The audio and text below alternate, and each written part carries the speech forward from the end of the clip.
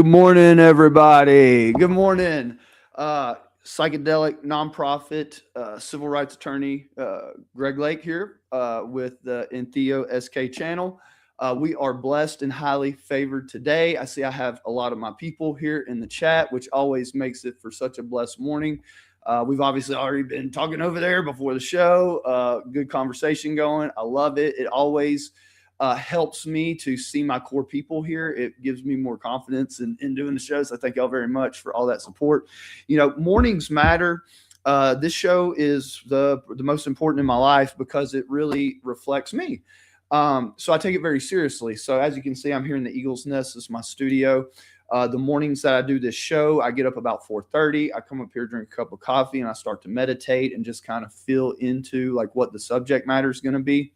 And in all fairness, I've got these things kind of circulating in the ether, right? So I'm already got a few hunches, but I sit up here before light and kind of gather those thoughts onto my pen and pad here. And then once God's light comes across that mountaintop back there, that's where I really get the divine inspiration. Like, this is the way I'm going to go. So that occurs probably about fair 6:45, 7. And then I will throw my outline together. And then I go take a shower, eat breakfast, come back up, talk to y'all, do a little workout in. And then here we are. You know what I mean? So can I get a like, comment, subscribe for that? I have a lot of, and I've been talking about that. We got big plans for this channel. We're going to obviously be keeping it real. We're going to be mixing up the content.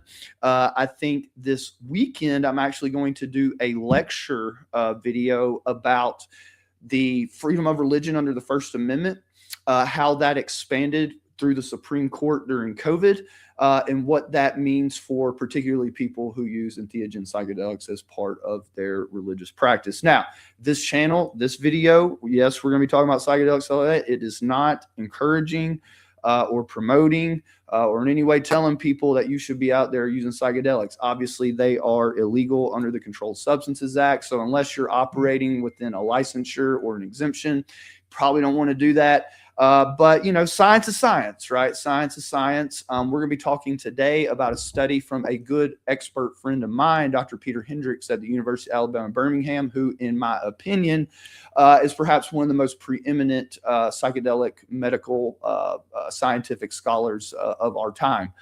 So very blessed to know him. And just so y'all know, he is an extraordinary man. He has a huge heart. He's a good person. He works hard, and he's really interested in helping people. And as we see today, as we'll talk about today, particularly people in the penal system. So it's like, just to start out, like, what if I were to tell you that people on parole, probation, basically community supervision, who, and we're going to talk about in a second, normally don't have a very good chance of completing that and usually end up back in the system doing their time, particularly people with drug and alcohol issues that led them to the penal system. What if I told you that pretty good scientific data indicates that if those people were to be using responsibly psychedelics, that they would have a much higher chance of actually finishing community supervision and actually building pro-social values and changes in their life. Okay, so that's what we're going to be looking at today. Now, granted, before we get into this, let me go ahead and just say what it is with me. Y'all already know. Yes, I'm an attorney, but yes, I was in the streets thugging and drugging for a really long time. I have actually been on probation 3 different times. I never was able to complete any of them. It's so hard, y'all. And we're going to get into in another episode, like, why probation parole is so hard. But let me tell you, for as much as you can trust me from personal experience, let me tell you, it's hard. Okay. It's hard. It's not really set up for you to succeed. But we'll break that down again on a later episode, but just understand my personal experience. Even I had to sit my shit out 3 years. You know what I mean? So it's like, it's not easy. It's not easy. And, on this channel, we're about helping our brothers and sisters in the struggle.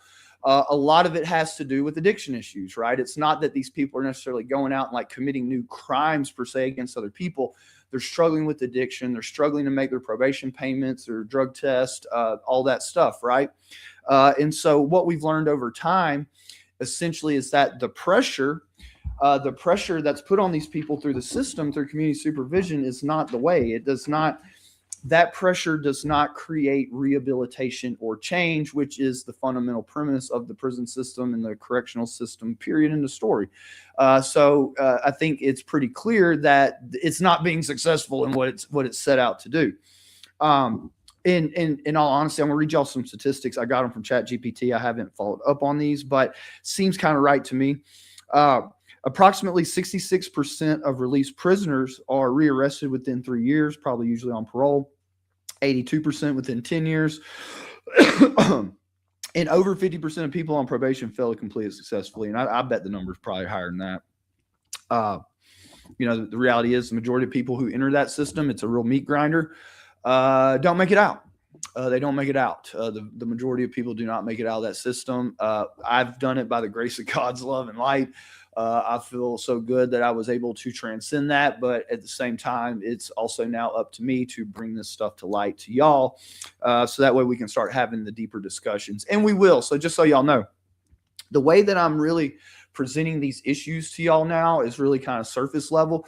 But as we go through this channel, we're going to go deeper and deeper and deeper. Because again, today we're talking about psychedelics helping people complete probation. Well, we're going to talk later about why that is, the scientific evidence and spiritual evidence of why that is, and the thousands of years of it.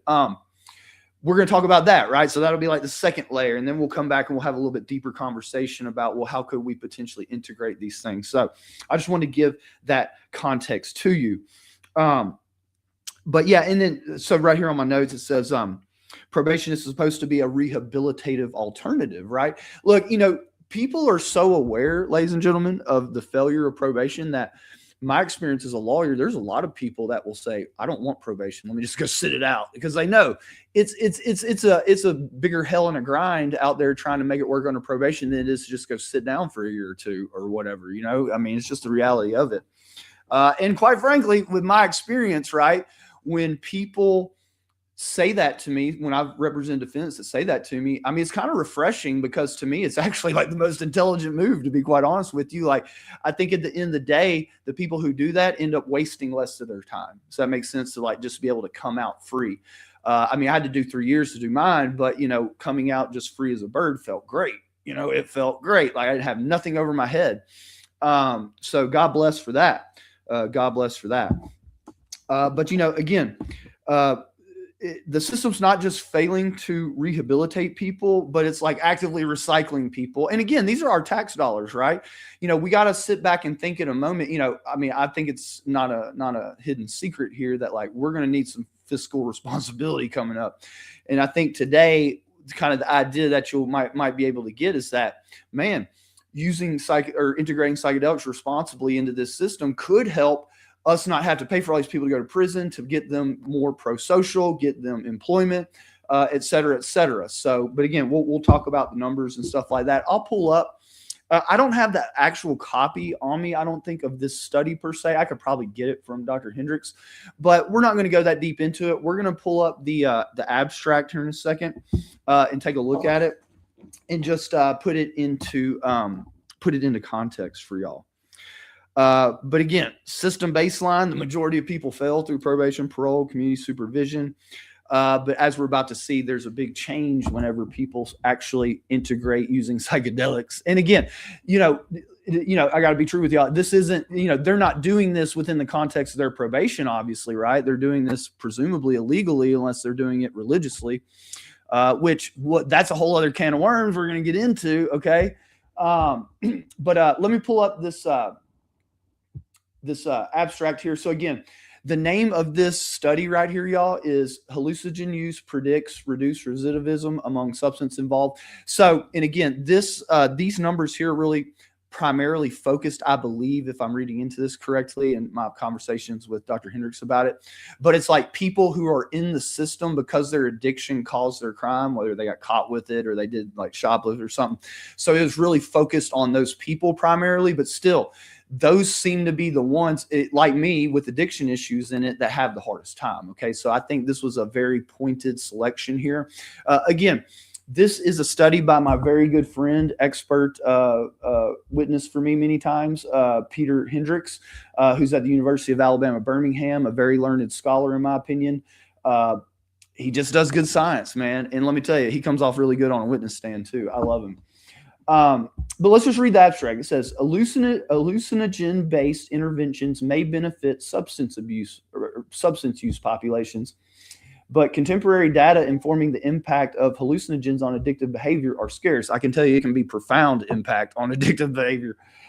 Given that many individuals in the criminal justice system engage in problematic patterns of substance abuse, they do, hallucinogen treatments may also benefit criminal justice populations. I couldn't agree more.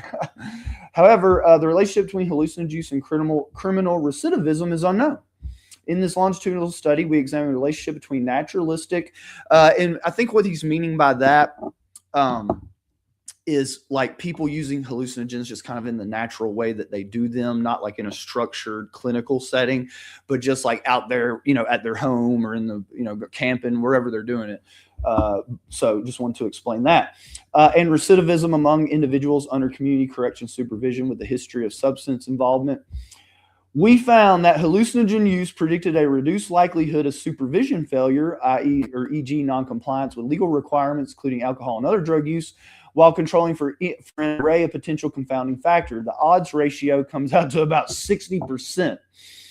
So our results suggest that hallucinogens may promote alcohol and other drug abstinence and pro-social behavior in a population with high recidivism rates, okay? So again, is this 100% conclusive? No, no, absolutely. But and let me reiterate here, maybe I didn't reiterate before, it was a population of about 25,000 people. So, this is a pretty significant population. So, obviously, further studies, I believe, would be warranted in this direction. And moreover, I think that a conversation needs to be had that if this could be structured inappropriately, what would that look like? And then, moreover, what are the predictions economically for the criminal justice system, in doing that, right? So, again, I'm not here telling anybody definitely to ever break the law or that, if you're going to use psychedelics, you're on probation, you're going to use psychedelics, you're going to complete it. But it is a very interesting notion here from Dr. Hendricks in terms of, hey, could this help people get through? And again, we're going to learn much, much deeper about the science behind psychedelics and how it transforms people to be more pro-social, because it has very profound effects, right? So hopefully when we get to that level, the next level, it'll start to even make more sense to you. Because I know people look, and okay, so I thought about this. I was actually thinking about this to show. I want to say this to y'all. It's like this. If we talk about LSD and psilocybin, so psilocybin is an active hallucinogenic compound in sacred mushrooms. I call them sacred; they're sacred to me. But mushrooms out of the ground, psilocybin mushrooms. The scientists have known since at least the 50s that these things are very powerful and profound at changing people. That they create religious experiences, that they can treat alcoholics. So that was known. But see, the government the dark magicians in the government had no good intentions with it because they knew that. They wanted to criminalize the hippies who were using LSD at the time, so they went after all of it. They did not care if it could have been beneficial or saved anyone. It was a purely political black magic move. And a lot of people have suffered for that, right? A lot of people have suffered for that. And I think once we really whip out the science and y'all see about it, you'll understand exactly what I'm saying. And at the end of the day, if there has been any entity or body that has misused LSD for ill purposes, it's the government. It's the MK Ultra experiments, right? And that's the saddest part about it, is that really in reality, LSD is safer than aspirin toxicology wise. Yeah, it has a stronger effect, but your body healthy wise, it's way healthier than taking aspirin. Way lower body count. The primary body count from LSD is the CIA killing people with it. That's it, for real. And I'll show you all those numbers, right? I'll show you all those numbers. This is real stuff. I can never stop but think about Stanislav Grof, who was one of the preeminent early scientists who was giving LSD under observation, very distinguished scholar and scientist and researcher. And he wrote in his journal after about the third session, he goes, man, I don't feel qualified as just a clinician in helping people through these experiences. They're so religious and they're so profound, people going through the cycle of life and birth and stuff, that like we need religious clerics in here too. So, you know, that, and I just say that to just denote on y'all how profound these experiences can be. And science has noted this from the very beginning. And we'll go back over the anthropological record too, and we'll see that ancient humans were using these substances, you know, thousands of years ago before modern religions, for shamanic, spiritual, communal work. You know, healing themselves, healing their spirits. So yeah, man. I hope y'all found that pretty interesting. I just, again, I'm not just kind of brushing the surface here. But we will most definitely get into the deeper parts of this. I've got all that research and stuff. So I'm just kind of, again, when I do these episodes, I'm coming up here in the morning. I've got in the ether 4 or 5 different kind of subjects to touch upon. And then I just let kind of God come in the morning to bring the light and kind of guide me for the day in what I'm going to be presenting. So thank y'all very much for that. And anyways, let's get to some comments, man. I like that these like little lectures are going 15, 20 minutes, you know, man. I think that's great. I like to keep this at about an hour if I can. And what I'm going to do, I know that there was some conversation about Frank Turek, the Charlie Kirk thing. When we get to the end of this, I'm going to read the comments on the subject matter first to like make the video continuous and on that subject. And then I will end and we'll do a little bit of discussion of that since my people on that issue are here too. Let's see.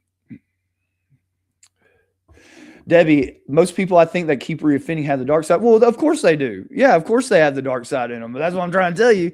It seems to me, based on scientific evidence, that the psychedelics and personal experience too, that psychedelics can actually bring the light inside of them, right? That's what we're hoping for. Like, remember, dark to light.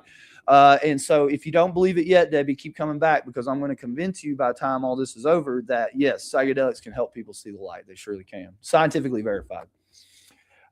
Susan says, you've got to be a strong person to pull yourself out of the low lifestyle. I'm glad I haven't been there, but I know people have. Yeah, it's hard, man. It's really hard. It's a struggle. I struggled with it. I'm turning 40 this year. I've struggled with it most of my life, right? And, you know, over the last, 6-7 years have really been able to do some stuff with myself. But it's always a struggle, and there's always that pull there. I mean, like I tell y'all, that's why I do the Buddy Bear comedy, because he helps me like be okay and channel that energy right away, out and away from me, and into the ether, and hopefully lighten someone's day with the comedy in it all. Because at the end of the day, y'all, we have to not take ourselves so seriously. We gotta like just not take ourselves. I was talking to my wife yesterday, and I told her, I said my channel's going to be successful. And she's like, there's going to be a lot of haters. There always is. But I told her, I said, my full intention is just to disarm all the haters by just not taking myself so seriously. Yeah, I've done some pretty crazy, bad stuff in my life. Look, I admit it, but I've done some really good stuff too. And I'm on a good run, and I want to keep doing good, like I say. And that's what this channel is all going to be all about.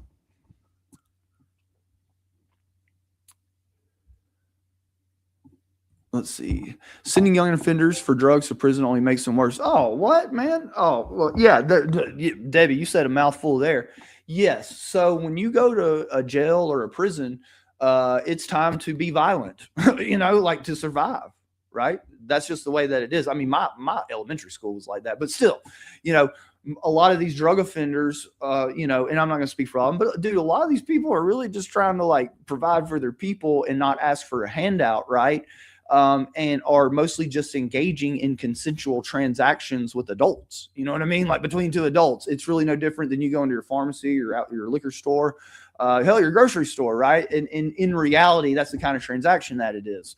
But yeah, and a lot of those people don't want no smoke. They don't want no fight. They don't have to fight. It's just straight up transaction like any other. The violence comes in when you go into the institutions for a lot of them. Some of them are born into it, man. So, and we're going to explore those issues too.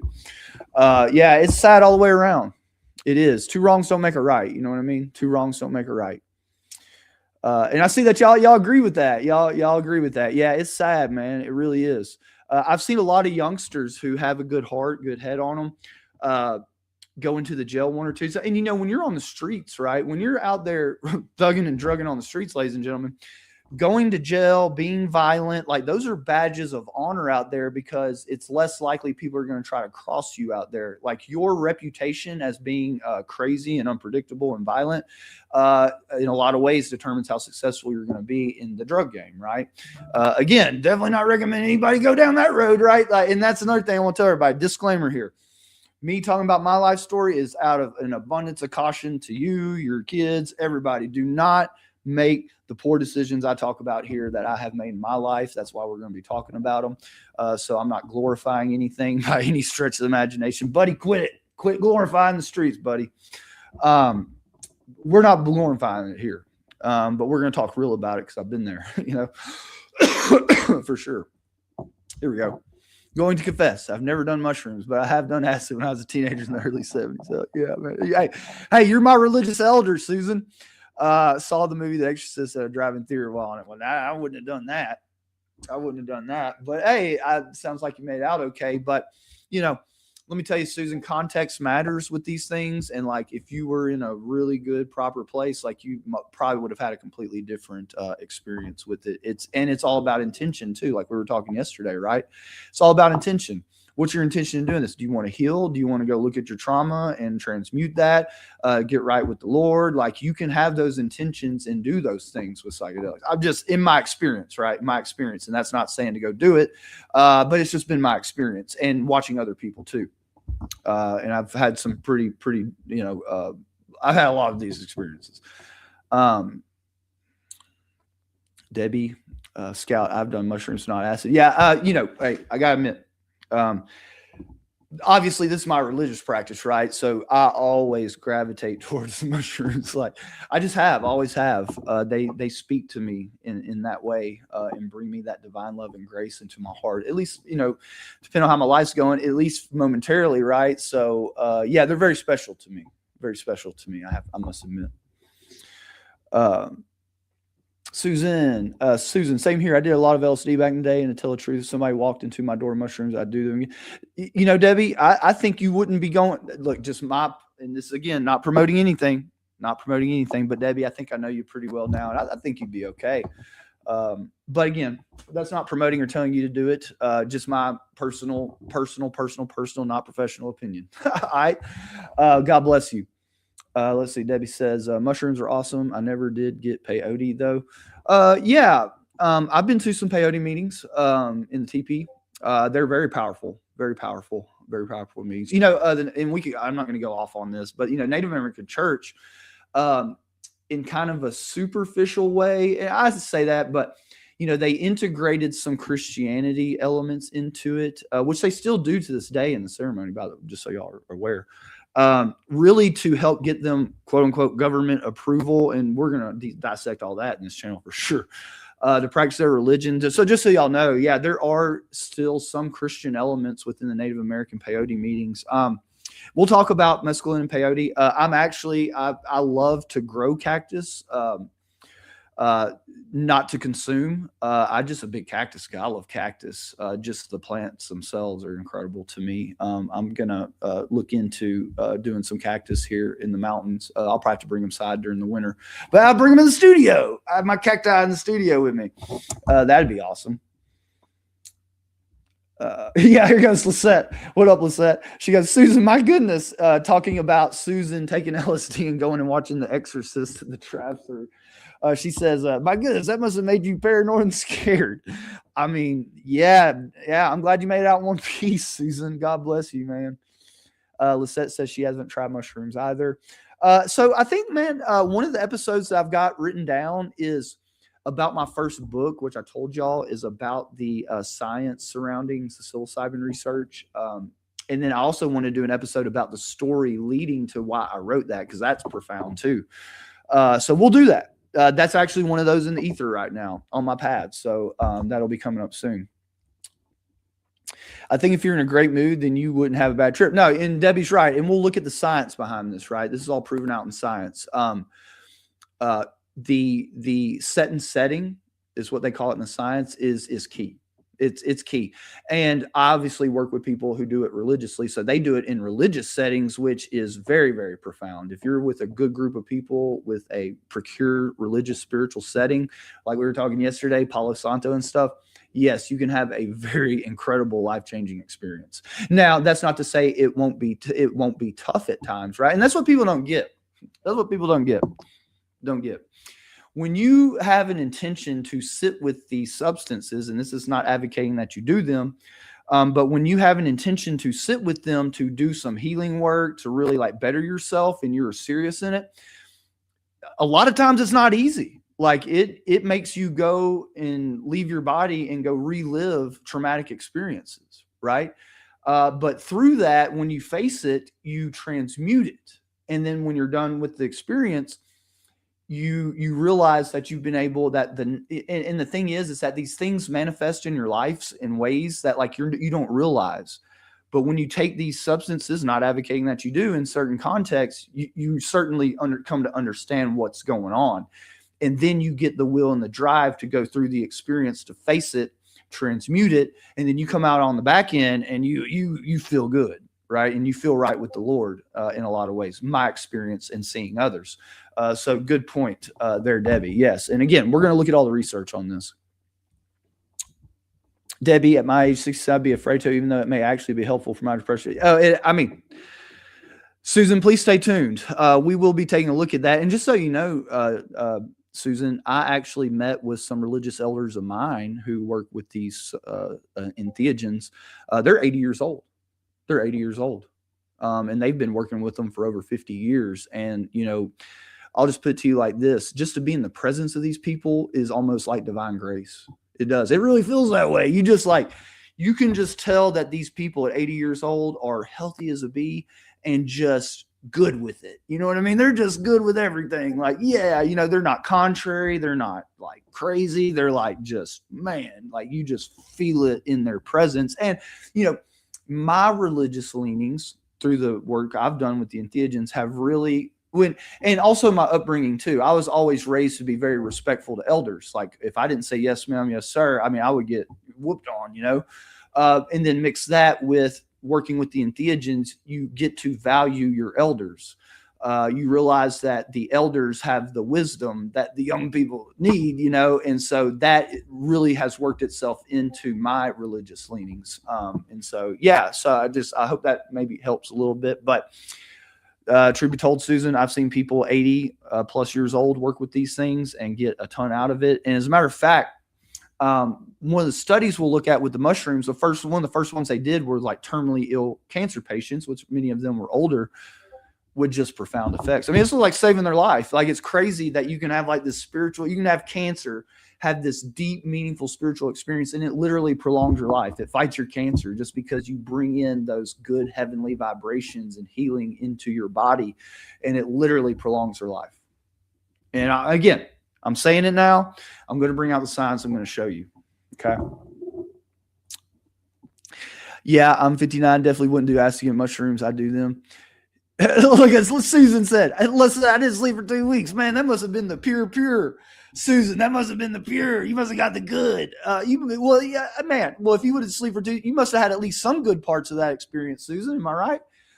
Because I mean, I'm sure it didn't last. I'm sure it lasted well beyond just watching The Shining.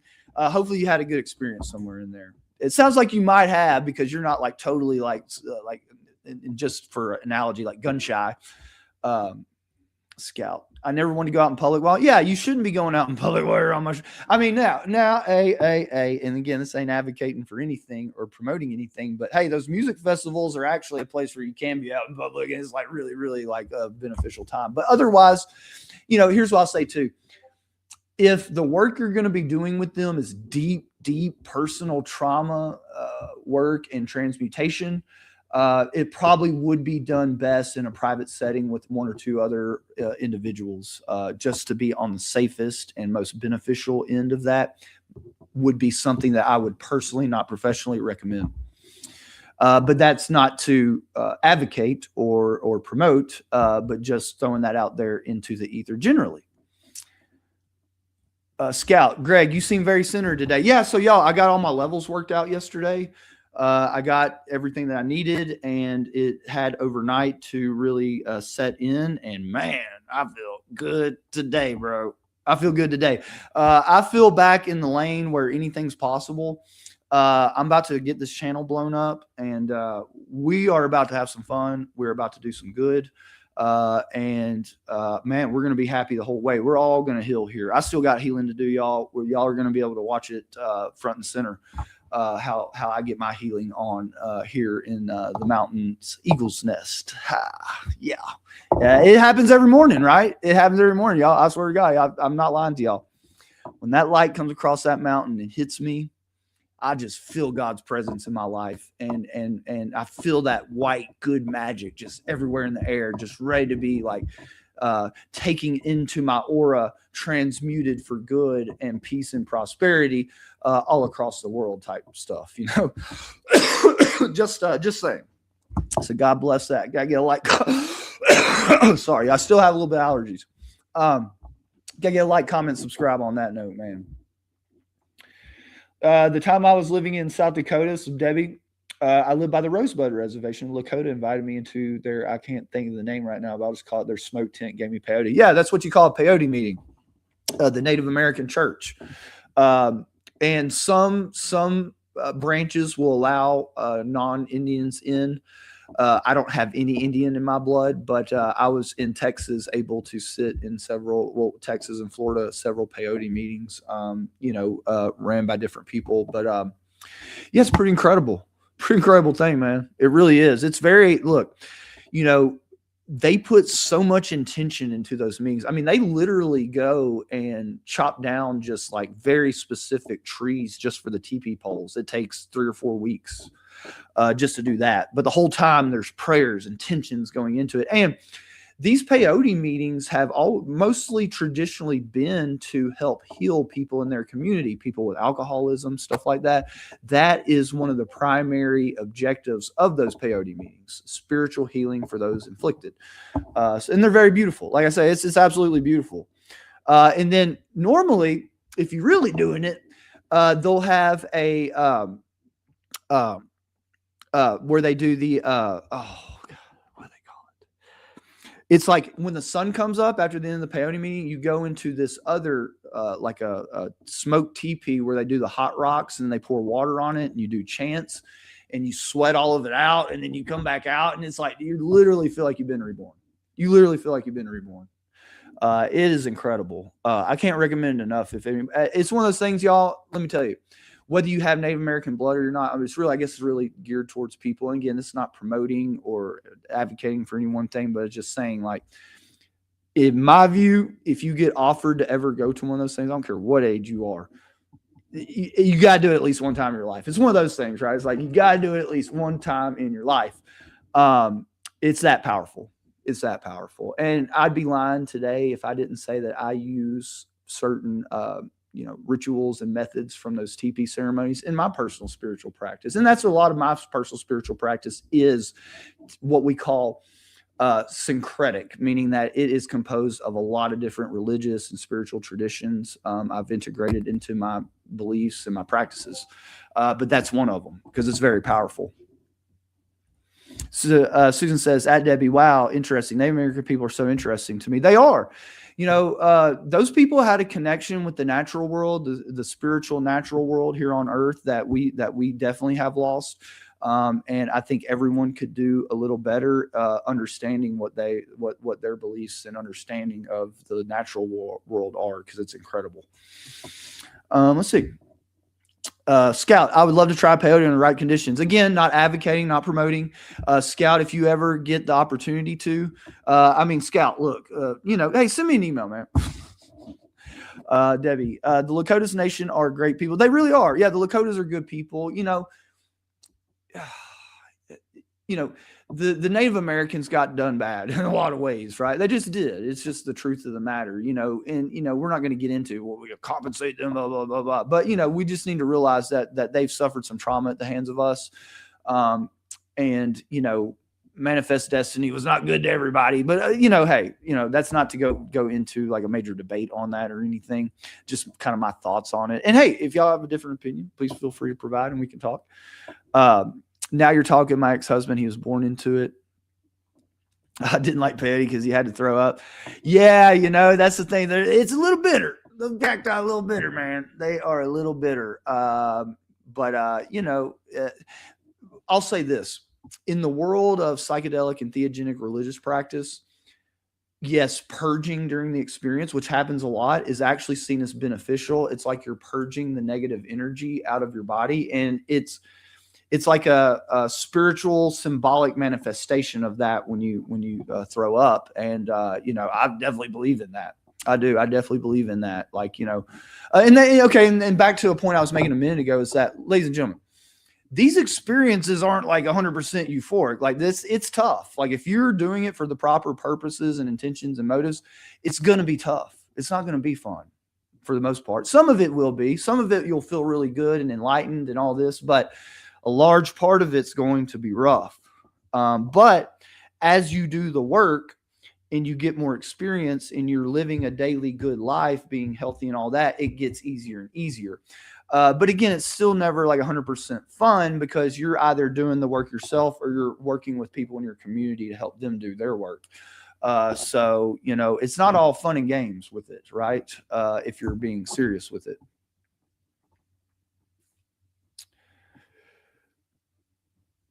Let's see. She says, Greg's, I've never had a bad trips, Debbie. Just cheek aches from laughing so much. Hey, before I knew or understood what I was experiencing on psychedelics, were like mystical, religious, spiritual, beneficial experiences. Yeah, me and my friends would just sit there and like watch Family Guy and cut up. And it was a lot of fun. You feel like a kid again. That's what it is. You just giggle so much just like a child, which is healing in and of itself, right? And yeah, I've woken up the next day with sore abs, like just from laughing so hard. And again, even though I wasn't, in my opinion, now assigning proper intention and depth to what we were doing, it was still healing me and beneficial to me to like cut out of the world for 6 hours and just be a kid again. It was a beautiful thing, right? Basic niche. I can testify to using hallucinogens to get over alcohol in my early 20s. All the friends would pass out from drinking. I'd be processing my life.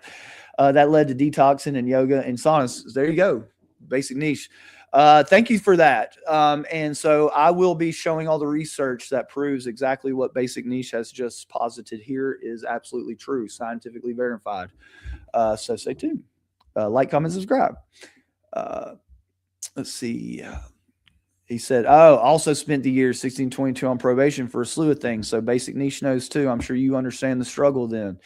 It ain't fun, y'all. It ain't good, dude. It's not good. It's not good. Susan, do not buy my book. I mean, if you don't mind reading on a screen, if y'all want my books, look, I did not write those books for money. They are for sale on Amazon, but I have the PDFs. If you send me an email and just ask for them, if you read on a screen, I'll send you the PDFs. But if you want a hard copy, you're going to have to buy it from Amazon. I don't have any on me or else I'll send you one. Yeah, if y'all want my books, any of them, and we're going to be covering them on this channel because it just fits all into what we're talking about now. I'll provide them to y'all. So just send me an email if you don't want to purchase it. I don't, I get these royalty checks from Amazon. I don't even look at them. They're like a couple $100 a month or something. I don't even look at them. Like I've done more business and good by just giving those books away than I ever have selling them. So please just shoot me an email. Well, Seth, I think I might try to get off those dang fentanyl patches. Love, I'll tell you what, I pray that you're able to.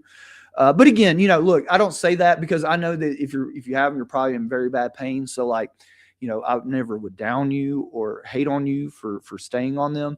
But I just know how it is living under their influence or living under the influence of fentanyl opiates. And it's just, man, it sucks. It just sucks. And I just pray for you, love. I really do. And anything I can do, I have a lot of resources. I can help you with that.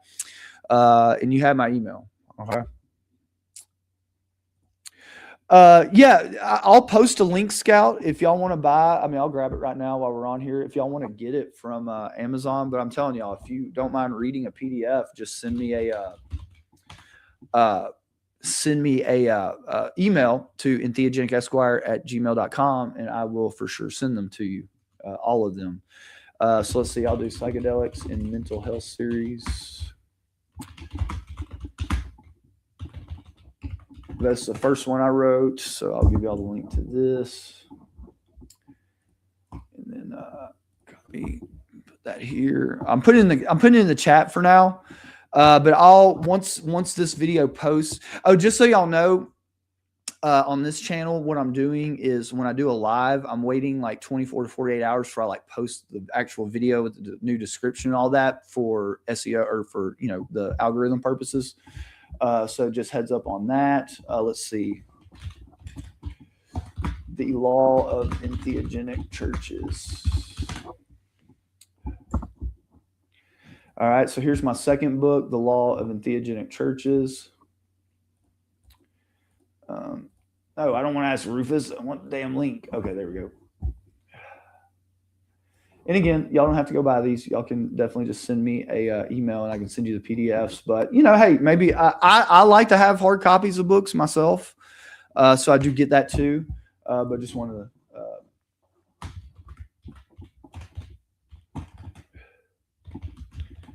put that out there. All right, so then this is going to be volume 2. It's going to be my third book. The Law of Entheogenic Churches, the definition of religion under the First Amendment. This is going to be a 325-page legal dissertation with scientific research and all that integrated within it. So just heads up there. You know, it gets intense, but it's the book I'm most proud of. So yeah.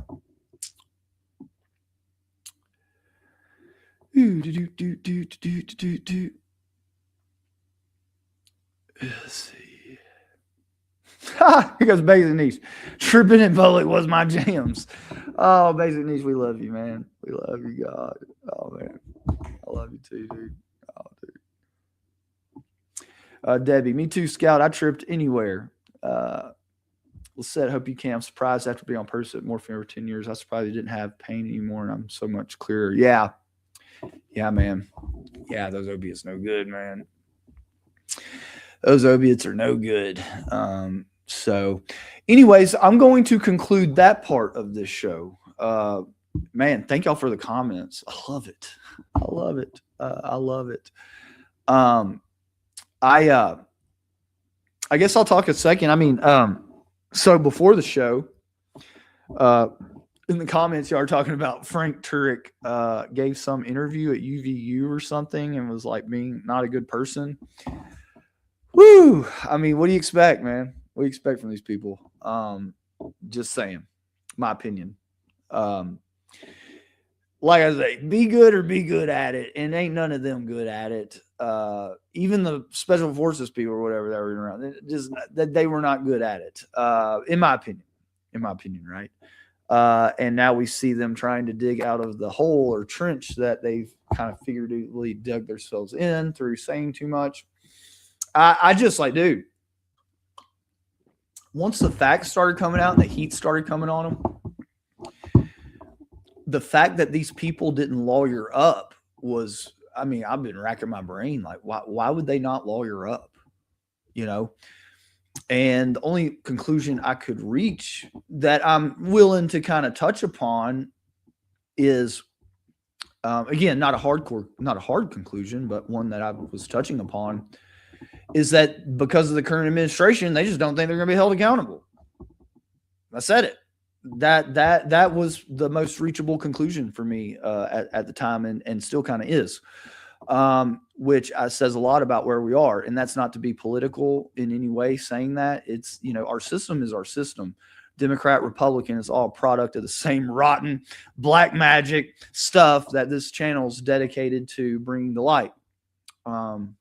So yeah, I'll try to check that out and maybe give a comment over on the Entheogenic Esquire. I will be doing a episode probably this evening, or at least a presentation on the lawyer issues that I've been discussing about appointing Tyler Robinson's attorneys. And maybe at the end of that, my hope is this, y'all. I'm hoping after this I can get a hold of Adam.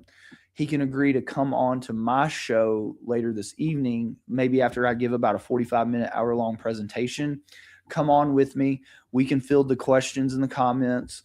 And maybe we can touch upon the Frank Turek interview that y'all are mentioning right now. I'd love to do that. So I think that sounds really, really good to me.